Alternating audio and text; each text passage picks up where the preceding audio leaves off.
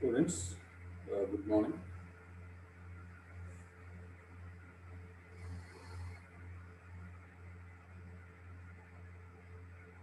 Are you hearing my voice? Soon, sir.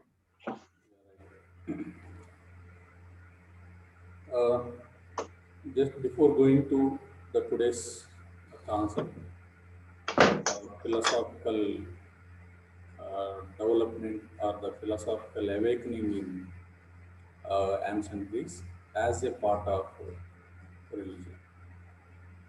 Okay, so before going to today's concept, we have to see the things what we discussed in the last class. Can you give me one or two points, Rajavardhan?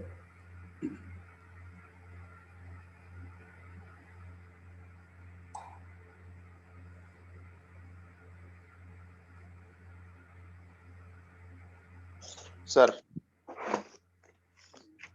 Last క్లాస్లో చెప్తున్నా ఒక రెండు పాయింట్లు చెప్తావా? Yes, sir. Political aspects of ancient Greek civilization. About herbs, the place around the mountain where has control over it. Yeah, okay. And Okay. we discussed about Okay, city states. Okay. I will recap the points one or two again. Thank you.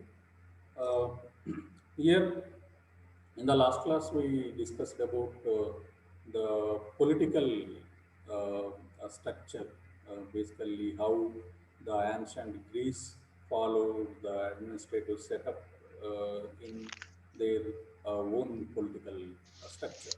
Okay, so apart from this political structure, or as a part of the political structure, they developed the certain division in the society. Okay. So, as a part of the political structure, they divided uh, the society into certain categories. Okay. So, these are carried by the various intellectual class like the Pisistratus, Solon, and Cleisthenes, likewise Draco. So such a citizens of various city states in ancient Greece, they developed such a division in the society.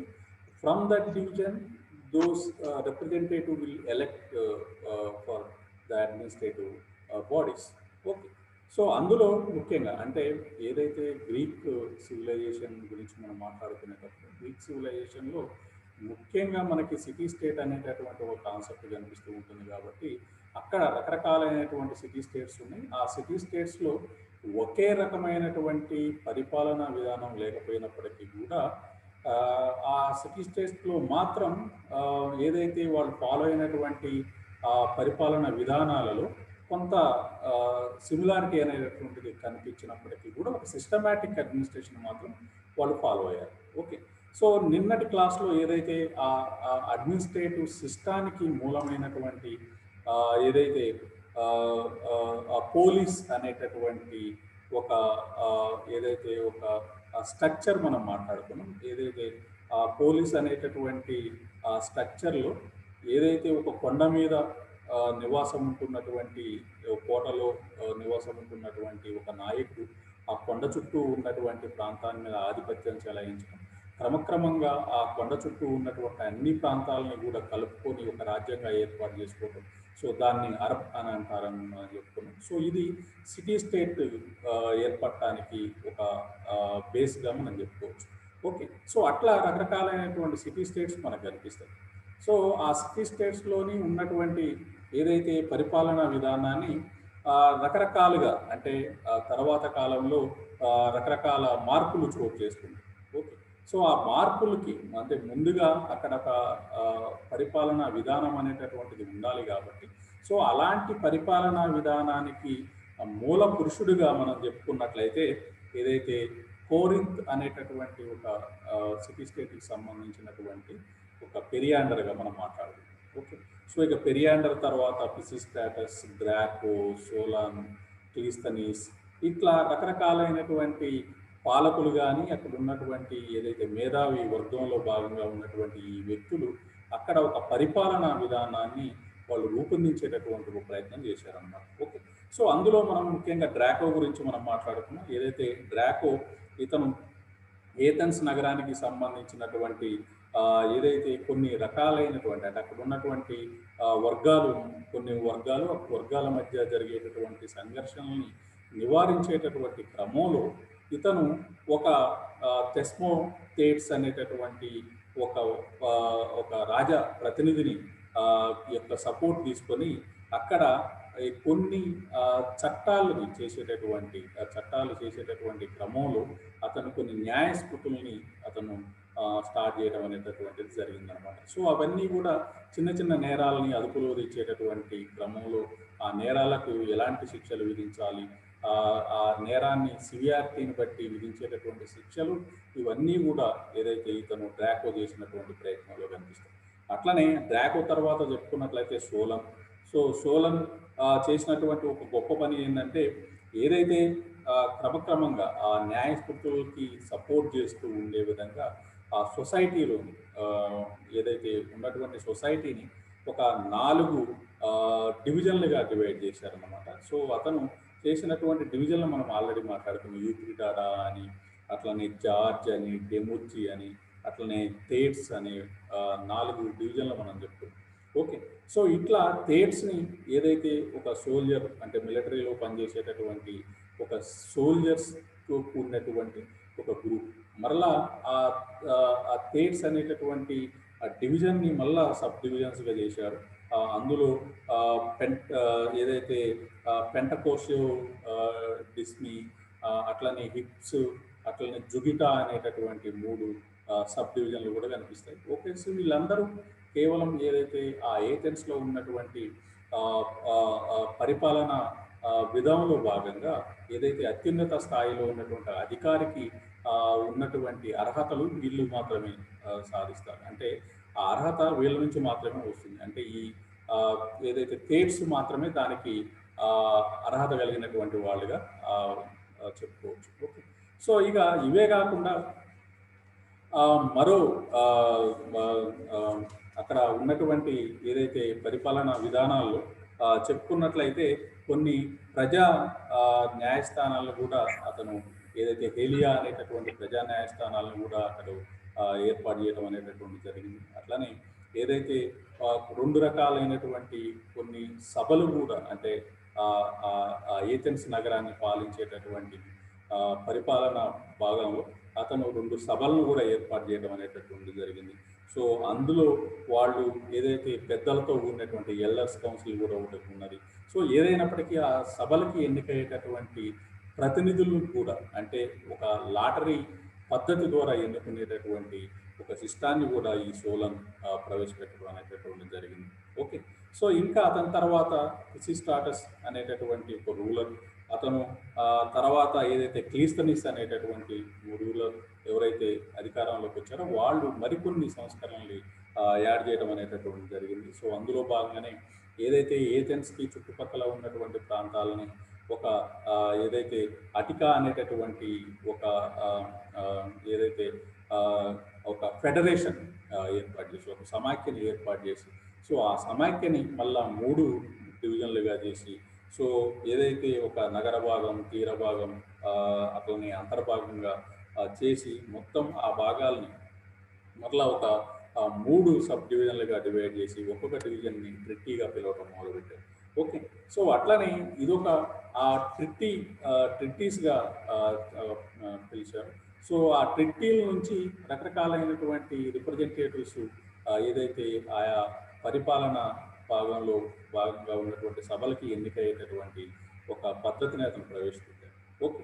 So అట్లనే మిగతా నగర రాజ్యాల్లో చూసుకున్నట్లయితే స్పార్టాలో కూడా మనకి ఇలాంటి 2 సభలు కనిపిస్తాయి. గెరూషియా అని, ఇంకోటి ఎఫార్స్ అనేటటువంటిది. గెరూషియాలో ఏదైతే ఒక వృద్ధుల మండలిగా ఎల్డర్స్ కౌన్సిల్గా మనం చెప్పుకుంటాం, అట్లనే ఎఫార్స్ అనేటటువంటి దాన్ని ఏదైతే ఎలక్ట్ అయినటువంటి కొంతమంది మెంబర్స్ రూల్ చేసే విధంగా అతను ఏదైతే దాన్ని ఫాలో కావడం జరిగింది. ఓకే. సో, ఇట్లా అంటే అదే యాజ్ ఇట్ ఈస్ స్ట్రక్చర్ మనకి అన్ని సిటీ స్టేట్స్‌లో కనిపించకపోయినప్పటికీ కూడా, ఒక రకమైనటువంటి ఏదైతే పరిపాలన పరిపాలన విధంలో భాగంగా వీళ్ళు ఒక అధికార గణం గాని, లేకపోతే అక్కడ పరిపాలించడానికి అనువుగా ఉండేటటువంటి సభలు గాని, ఆ సభలలో సభ్యులుగా ఉన్నటువంటి ఏదైతే ప్రజల నుంచి ప్రతినిధులుగా ఎన్నుకోబడేటటువంటి ఒక రకమైనటువంటి పొలిటికల్ అట్లనే అడ్మినిస్ట్రేటివ్ స్ట్రక్చర్ని వాళ్ళు క్రమక్రమంగా ఏర్పాటు చేసుకున్నారు. ఇవి ఏదైతే క్రమక్రమంగా ప్రజాస్వామ్య లో భాగంగా ఏదైతే మనం రకరకాలైనటువంటి పరిపాలన విధానాలు మనం మాట్లాడుకుంటే ఏదైతే democracy is one among them. Okay. So మీకు తెలుసు oligarchy, democracy, republic form of government, ఇవన్నీ రకరకాల ఫార్మ్స్ మనకు కనిపిస్తాయి. సో అందులో డెమోక్రటిక్ ప్రిన్సిపల్స్ని పోలినటువంటి ఒక రకమైనటువంటి ఏదైతే పరిపాలన విధానాన్ని మాత్రం ఈ సిటీ స్టేట్స్ లో వాళ్ళు మొదలుపెట్టడం అనేది మనం ఏదైతే లాస్ట్ క్లాస్లో చెప్పుకున్నటువంటి అంశాలు. ఇక ఈరోజు మనం చూసేటటువంటి అంశాలు ఏదైతే గ్రీస్లో మతం, అట్లనే మతంతో ముడిపడి ఉన్నటువంటి తత్వ వివేచన ఏదైతే ఉన్నదో, అంటే మీకు తెలుసు తాత్విక అనేటటువంటి ఒక తత్వవేత్తలు రూపొందించినటువంటి కొన్ని రకాలైనటువంటి ఏదైతే వాళ్ళ ఐడియాలజీ లేదా సిద్ధాంతాలు ఏదైతే చెప్పుకుంటామో, సో అవన్నీ కూడా మనం గ్రీక్ నాగరికత నుంచే మనకి కనిపిస్తూ ఉంటాయి. ఓకే. మనం ఏదైతే యాన్షంట్ చైనా గురించి మాట్లాడుకునేటప్పుడు కూడా మతం అట్లనే తత్వ వివేచన గురించి మాట్లాడుకున్నా అక్కడ ఉన్నటువంటి తత్వవేత్తలు రూపొందించినటువంటి ఏదైతే తత్వాలు క్రమక్రమంగా ఒక మతాలుగా మారిపోవడం మనం చూసినాం. ఓకే. సో ఏదైతే లావోయిజం, అట్లనే కన్ఫ్యూషనిజం లాంటివి ఏవైతే ఆడ మతాలుగా మారినాయో, అలాంటి ఒక అంటే అక్కడ ఆ తత్వవేత్తలు చెప్పినటువంటి అంశాలు మతాలుగా మారితే, ఇక్కడ మనం చెప్పేటటువంటి ఈ తత్వవేత్తలు ఏదైతే అక్కడ ఉన్నటువంటి మతాల్లోని లేకపోతే మూఢాచారాలు కానీ, లేకపోతే వాళ్ళ దగ్గర ఉన్నటువంటి రకరకాలైనటువంటి ఏదైతే సాంప్రదాయాలు ఏవైతే ఉన్నాయో వాటన్నిటిని విమర్శిస్తూ ఒక రేషనలిస్టిక్ ఐడియాస్ని వీళ్ళు ఏదైతే ఇంట్రడ్యూస్ చేసేటటువంటి ప్రయత్నం చేశారు. ఓకే. సో దానికి సంబంధించినటువంటి అంశాలు మీకు నేను చెప్తాను. ముందుగా నేను స్క్రీన్ని షేర్ చేస్తాను, తర్వాత మీకు దాని గురించి వివరిస్తాను.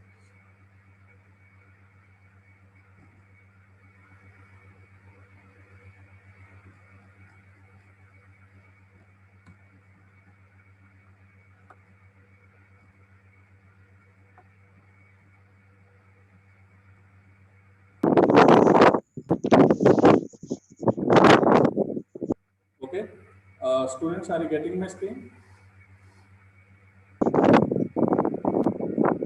Soon, sir. Right. Okay.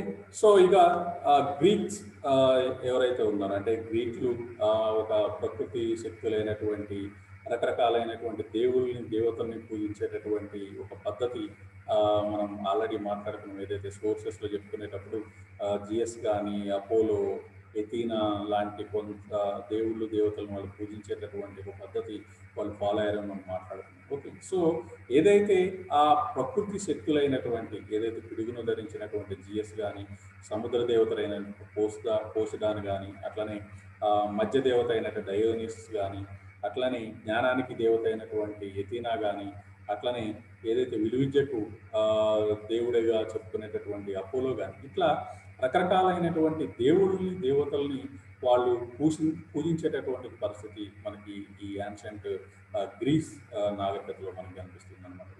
So గ్రీకులు తమ దేవతలను గురించి, వివిధ పౌరాణిక అంశాల గురించి అనేక పురాణాలు గురించి రాయటం జరిగింది. వారు తమ పురాణాలలో మానవుని పుట్టుక ఎలా జరిగిందో అనేది కూడా వాళ్ళు వివరించడం అనేది జరిగింది. అట్లనే గ్రీక్ ప్రజలకు ఏదైతే దేవతలను గురించి దేవతల మీదే కాకుండా అనేక జోష్యాల మీద నమ్మకం కూడా వాళ్ళు పెంచుకున్నారు.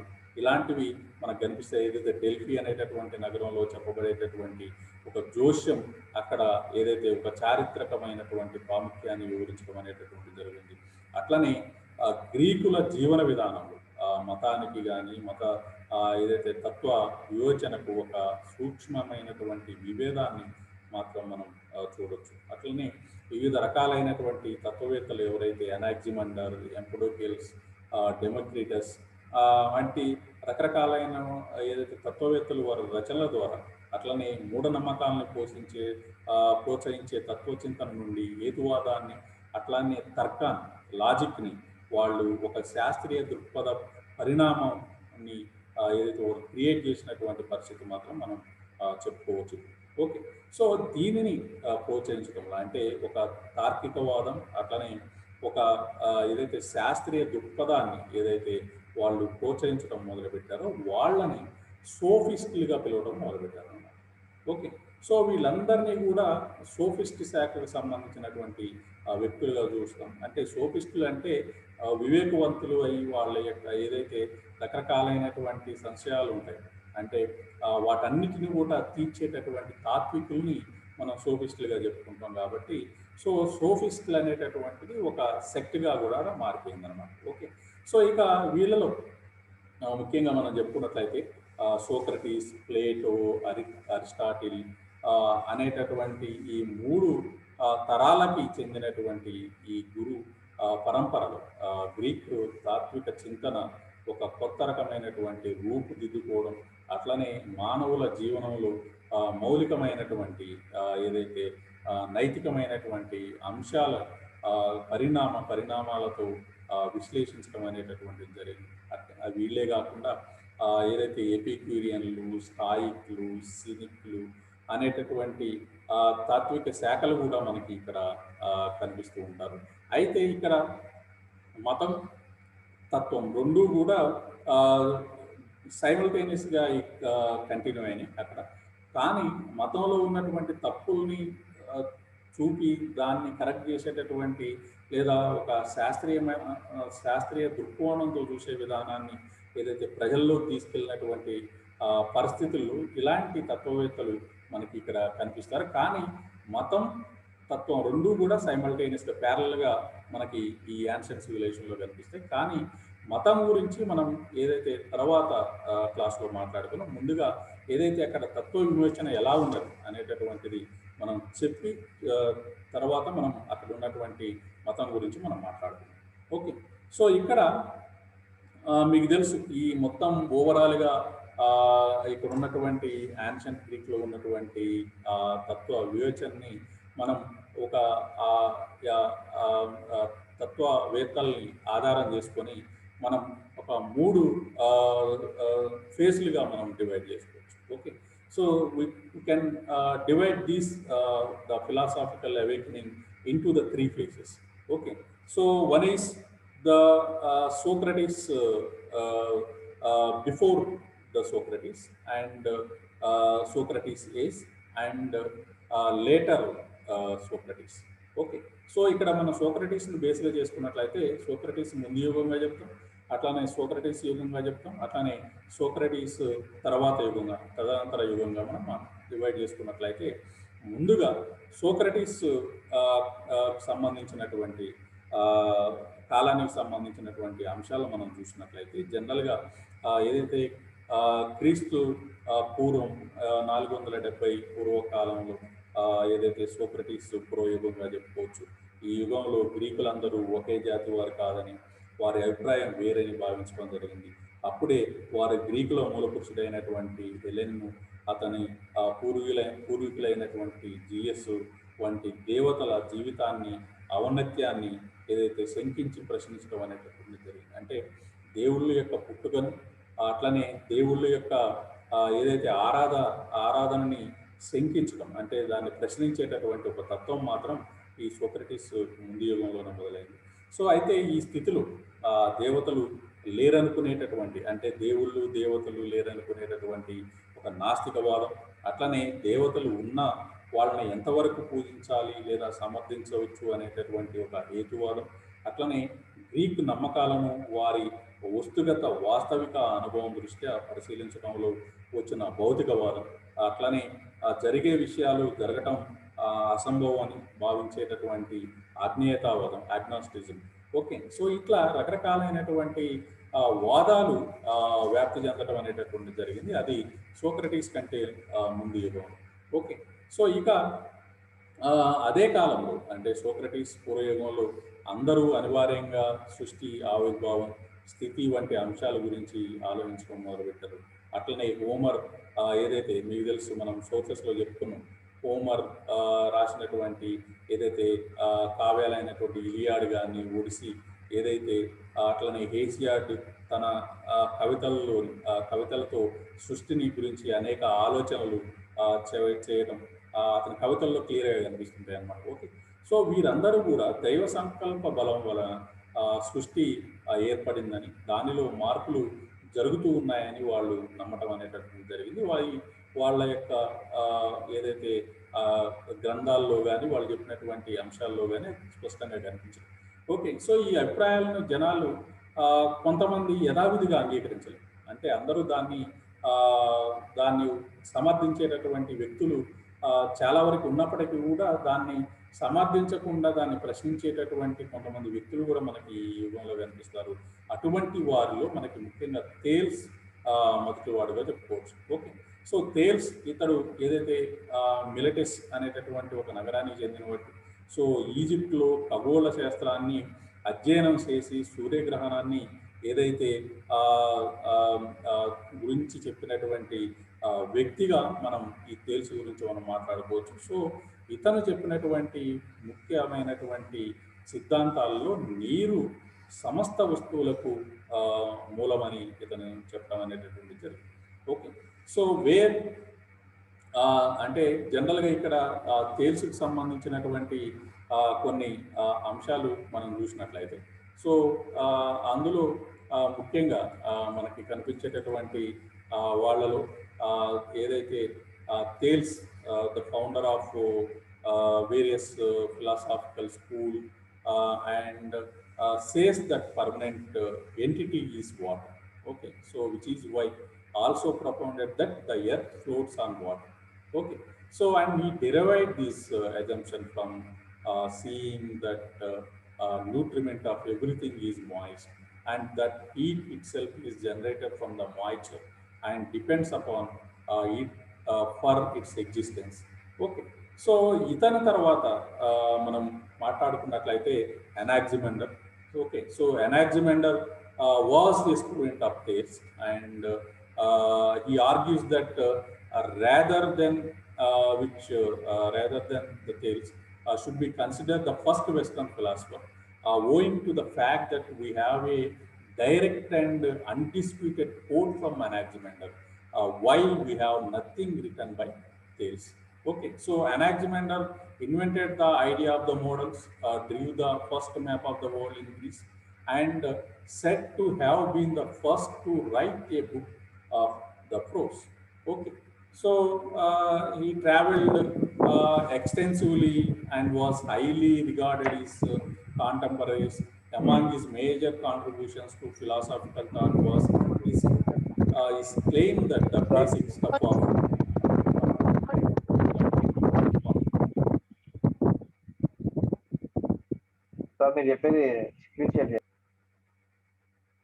ఓకే. సో ఇక అవన్నీ నేను పంపిస్తాను మీకు, రైట్. సో ఇక ఏదైతే ఇక అనాక్సిమెండర్ ఏదైతే మొదటిసారి పటాన్ని తయారు చేశాడని, ఓకే. సో ఇక ఇంచుమించు సోక్రటీస్ సమకాలికుడైనటువంటి డెమోక్రటిస్ ఏదైతే ఒక డెమోక్రటిస్ అనుసిద్ధాంతాన్ని చెప్పాడని, అట్లనే ఇక మనం మాట్లాడుకున్నట్లయితే అంటే డెమోక్రటిస్ తర్వాత చెప్పుకున్నట్లయితే ఏదైతే జనరల్గా అంటే డెమోక్రటిస్ చెప్పినటువంటి అతని సిద్ధాంతం ప్రకారం ఏదైతే దృశ్య వస్తువులన్నీ ఒకే విధమైనటువంటి అణువులతో నిండి ఉన్నవని, ఆ శరీరంలో అత్యున్నత భాగం ఆత్మ అని, సో ఇది ఆత్మ అనేది రెండు శరీర అణువుల మధ్య ఉండేటటువంటి ఒక మానసిక అణువుని ఆవరించి ఉంటుందని, ఇట్లా కొన్ని రకాలైనటువంటి సిద్ధాంతాలు జనరల్గా ఏదైతే ఈ సోక్రటీస్ పూర్వకాలంలోనే మొదలైందనమాట. Okay. So where the Anaximander was the first known philosopher to work in abstract rather than natural philosophy and the first metaphysician even before term metaphysics was coined. Okay, so he charted the heavens, traveled widely, was the first to claim the earth floated in space, and the first to posit an unobservable, such things which is given by the Anaximander. Okay, so Democritus and Anaximander. Okay, so and after that, there are several things we have to see all these things. Next phase is the Socrates age. Okay, so ఇక Socrates యుగంలో మనం చెప్పుకున్నట్లయితే జనరల్గా Socrates, అట్లనే Plato, Aristotle వారి యొక్క పరంపర మనకి ఇక్కడ కనిపిస్తూ ఉంటుందన్నమాట.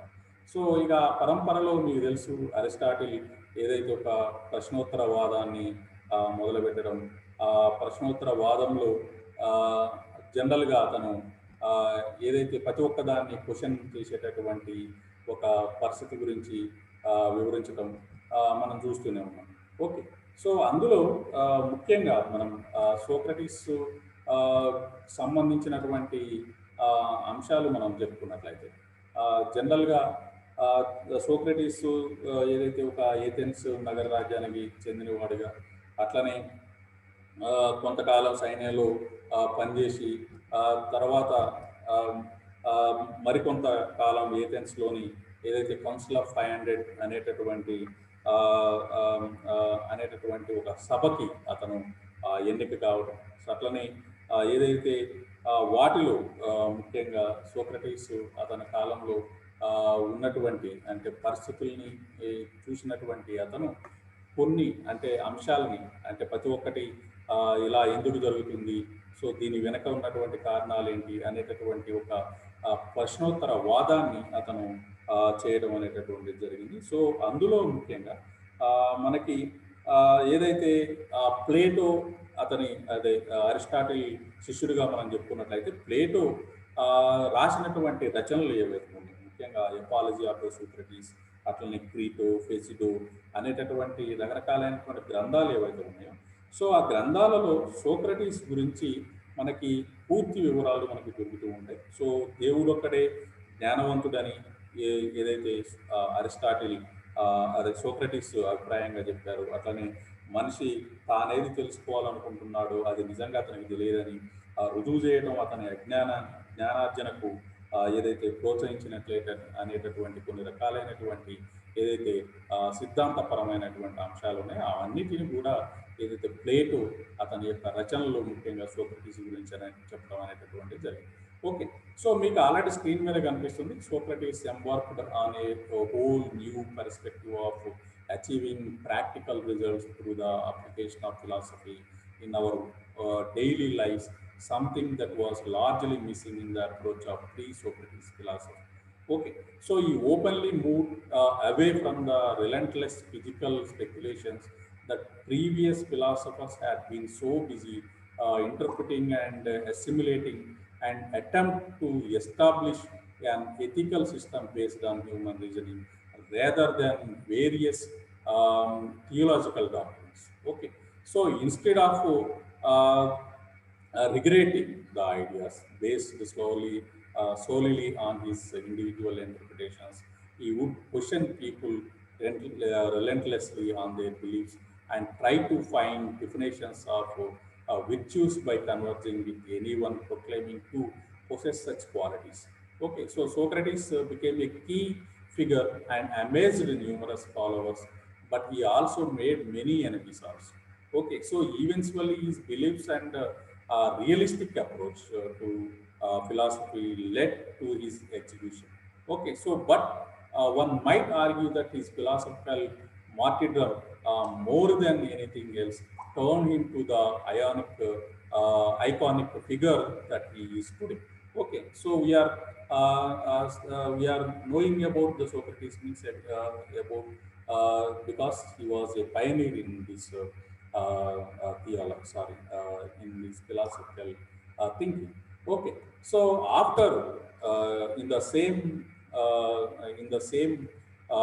period, we can also go with the Plato and his disciple Aristotle also. Okay, so ఇక మనం ప్లేటో గురించి మనం మాట్లాడుకున్నట్లయితే ఇతను కూడా ఏథెన్స్లోని ఏదైతే అకాడమీ అనేటటువంటి ఒక సంస్థను స్థాపించి కొన్ని దార్శనిక రీతులను ఏదైతే తెలపడం అనేటటువంటి జరిగింది. సో ఇతని ప్రకారం ద్రవ్యం, భావాలు, దేవుడు అనేవి ప్రాథమిక సూత్రాలు. సో ద్రవ్యం దేవుని వలె శాశ్వతమైందని, దేవుడు ద్రవ్యం నుండే సమస్త సజీవ నిర్జీవ పదార్థాలను సృష్టించాడని ఈ ప్లేటో చెప్పినటువంటి అంశాలు. ఓకే, సో ఇతను ఆ, ఏదైతే అతను రాసినటువంటి కొన్ని వర్క్స్ మనం చూసినట్లయితే ముఖ్యంగా మీకు తెలుసు అపాలజీ, అట్లనే పేడో, సింపోజియం, రిపబ్లిక్, ఏవైతే అతని నుంచి వచ్చినటువంటి కొన్ని గ్రంథాలు మనం ఇప్పటికీ కూడా మనం చూడవచ్చు. ఓకే, సో ఇక ఇవే కాకుండా ఏదైతే ప్రత్యక్షమయ్యే వస్తువులు త్వరలో నశిస్తాయని, భావాలు శాశ్వతమైనవని, అట్లనే విశ్వంబర భావన సత్వం అని ఏదైతే ఈ ప్లేటో చెప్పడం జరిగింది. అట్లనే ప్లేటో ప్రకారం మంచి ఒకే భావం సహాయంతో చేరలేకపోతే సౌందర్యం, అనుపాతం, ఏదైతే సత్యం అనే మూడు అంశాలతో గ్రహించాలని చెప్పడం అనేది జరిగింది. ఇట్లా రకరకాలైనటువంటి ఫిలాసాఫికల్ ఐడియాస్ అన్నీ కూడా మనం ప్లేటో విషయంలో మనం చూస్తాం. Okay, so Plato was a student of Socrates and was visibly influenced by the philosophical approach of his master Socrates. But while Socrates was relentlessly occupied with interpreting philosophy based on human reasoning, Plato combined the two major approaches of pre-Socrates metaphysics and natural theology with Socrates' ethical theology. Okay, so the foundation of Plato's philosophy is threefold. One is the dialects, ethics, and physics. The central point of unison being the theory of forms. For him, the highest forms was the good, which he took as the cause of being and acknowledge. Okay, so in physics, he agreed with many Pythagorean views. Most of his works, especially his most famous work, The Republic, combine various aspects of ethics, political philosophy, and metaphysics, and among others, into a systematic, meaningful, and applicable philosophy. Okay, so after Plato, another most important philosopher in the ancient Greece was Aristotle. Okay, so ఇతను Plato శిష్యుడు, ఇక అలెగ్జాండర్కు గురువుగా చెప్పుకోవచ్చు. So Plato ఒక భావవాదిగా, Aristotle మాత్రం ఆచరణాత్మకకు support చేసినటువంటి వాడు, ఆచరణాత్మకమైన దృక్పథాన్ని కలిగినటువంటి వాడు. సో అందువల్లనే ఏకత్వంతో పాటు అనేకత్వానికి కూడా తగిన ప్రాధాన్యత ఈ అరిస్టాటిల్ ఇవ్వడం అనేటటువంటి జరిగింది.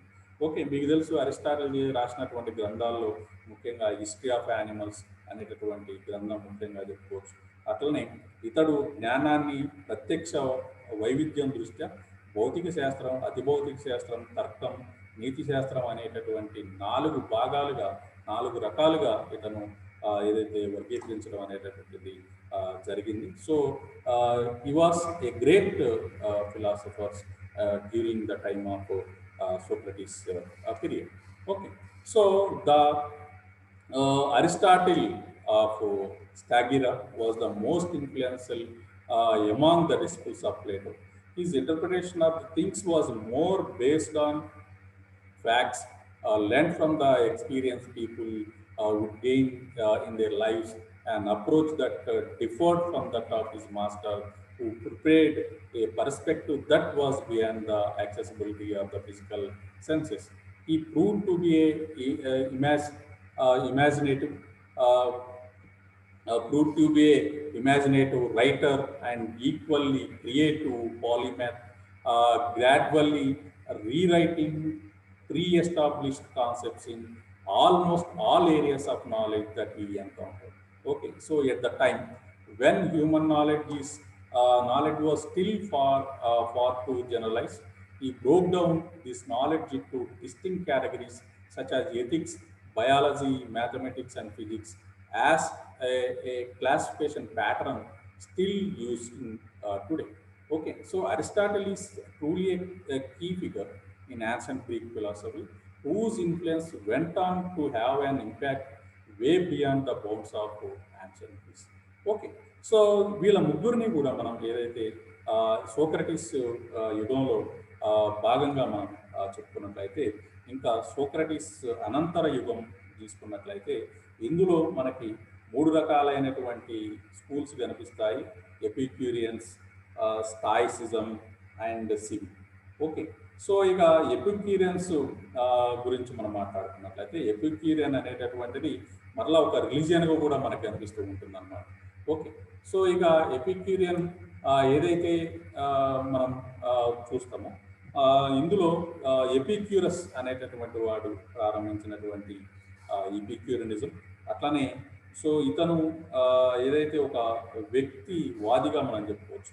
ఏదైతే ఇతను ప్రకారం చూసుకున్నట్లయితే మానవుని కోసం రాజ్యం ఉందని, రాజ్యం కోసం మానవుడు లేదని చెప్పాడు. సో భగవంతుని గురించి ఆలోచించడం కన్నా మానవుడు తన బుద్ధినంతా సుఖజీవనం వైపు కేంద్రీకరించాలని సూచించాడు అన్నమాట. ఓకే, సో అతి పనికిరాదని, అది అసౌఖ్యానికి దారితీస్తుందని చెప్పాడు. ఓకే, సో ఎపిక్యూరియన్లు ఏదైతే చెప్పినటువంటి అంశం ఏంటంటే, ముఖ్యంగా ఏదైతే ఒక సంక్షేమవాదాన్ని వీళ్ళు సపోర్ట్ చేయడం అనేది జరిగింది.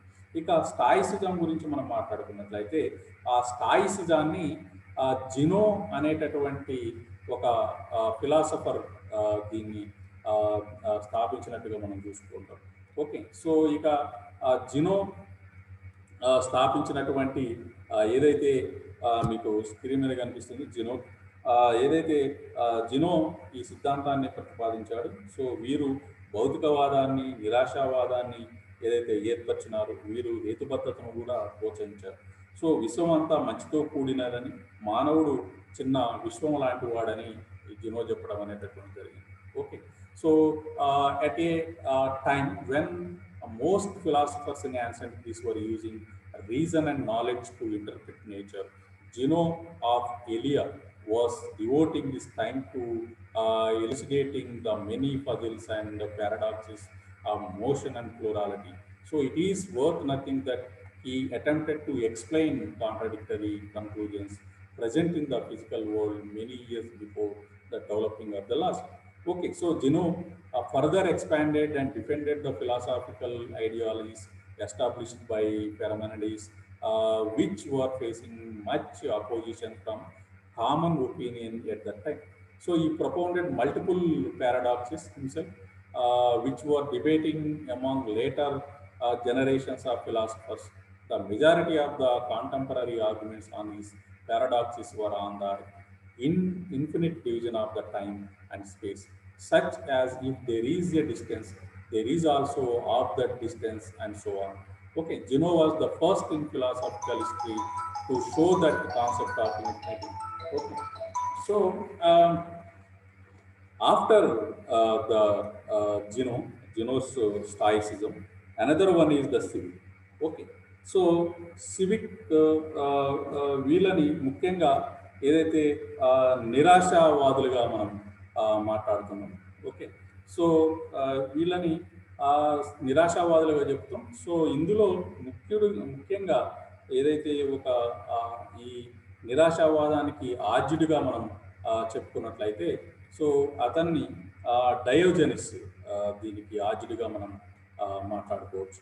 ఓకే, సో ఇక ఈ డయోజెనిస్ ఏదైతే దీనికి ఒక ఆద్యుడిగా చెప్పుకోవచ్చు, వీరి వాదం సామాజిక ఏదైతే వైఫల్యానికి ప్రతిరూపంగా చెప్పుకోవచ్చు. వీరు సాంఘిక ఆచారాలను అట్లనే పాలకులను కూడా వ్యతిరేకించినట్టుగా మనం చూడవచ్చు అన్నమాట. ఓకే, సో ఇట్లా వీళ్ళు ఏదైతే వీళ్ళే కాకుండా ఇక్కడ రకరకాలైనటువంటి మనకి రకరకాలైనటువంటి ఫిలాసఫర్స్ మనకి యాన్షియంట్ గ్రీస్లో మనకు కనిపిస్తారు. వీళ్ళలో ఏదైతే పెర్మనిడిస్, ఇతను జినో కంటే ముందుగా ఉన్నటువంటి వాడు. సో ఏదైతే పెరమనడిస్ వాస్ ఏదైతే was known follower of the Pythagoras, another renowned figure in the philosophical paradigm of ancient Greece. Okay, so his poems and thoughts have always seemed to be significantly influenced by the philosopher Xenophon. Okay, so Xenophon's and leading most historians to believe that he must have been his disciple. Okay, so among the prehistoric philosophers, he is seen as one of the most significant one. Okay, so and another Anaxagoras, also another philosophers you will see in the philosophical history of ancient Greece. Okay, so another important figure from the pre-Socrates era was Anaxagoras of Clazomena, was an influential philosopher and scientist who lived and taught in the Athens for almost 30 years. His philosophical views revolved around the nature itself, as was the case with most of the philosophers in the ancient Greece. His ideas contrasted and collided with the contemporary ideologies and beliefs, and this led him to face life-threatening consequences. Okay, so ఇక తర్వాత చెప్పుకునేటటువంటి మరో important philosopher Anaximander. Okay, so ఇక Anaximander గురించి మనం మాట్లాడుకున్నట్లయితే Anaximander was Miletus is the famous disciple of and in many ways philosophical successor to the Thales himself. Okay, so Thales ముఖ్య శిష్యుడు ఇతను. So he is created as a being the first known writer on philosophy because the first surviving lines of Western philosophy were written by him. He is also well known in the fields of early biology and geography. He created the first world image of an open universe, a move away from the notion of a closed universe, making him the first speculative astronomer in human history. Okay, so he further extended philosophical views of his master, proposing an arche or a principle that he believed to be the basis of the whole universe. Okay, so తర్వాత చూసుకున్నట్లయితే ఎంపటికల్స్. Empedocles was one of the most important pre-Socrates era philosopher, and even more outstanding were his poems that went on to have a great influence on later poets, including the likes of Lucretius. Okay, so one of his philosophical landmarks has been his assertion of a four-element theory of matter. It states that all matter is basically composed of four primary elements: earth, air, fire, and water. This became one of the earliest theories to have been postulated on particle physics, although some historians see it as a complex effort to negate the non-dualism theory of the Parmenides. Okay, so these are important philosophers, and one more philosopher was Pythagoras. Okay, so another pre-Socrates Greek philosopher, Pythagoras, is known far more his theories and ideas in mathematics than in the philosophy. In fact, he is best known for the theorism in geometry that is named after him. Okay, so likewise, these are the important philosophers you will see in the history of ancient Greece. Students, this is end of my class today, and we have less than 1 minute of the time regarding this philosophical awakening in the ancient Greece. If you have any doubts or clarification, now you are welcome to ask. Doubts ఉన్నాయా students?